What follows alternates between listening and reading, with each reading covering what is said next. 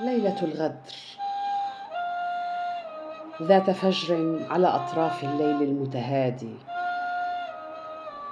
خلف نوافذ الحكايات،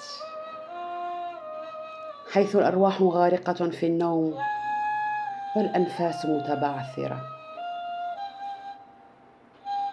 القلوب صناديق قصص وحكايات، وإذ بطوفان يجتاح المدينة الصامتة أنين الأرواح، جرح كبير قد تسلل للأرجاء.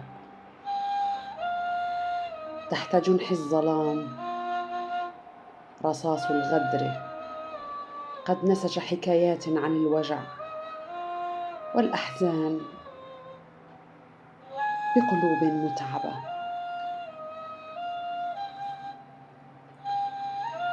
في ذاك الفجر بكل بيت دموع وعويل،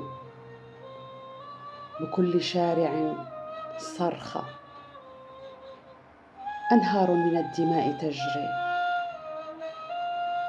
صرخات الأطفال والنساء والشيوخ،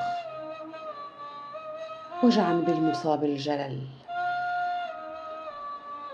سائلين الله بأي ذنب نقتل ونذبح. على يد حاملي راية الله، أهذه هي عدالة مزعومة؟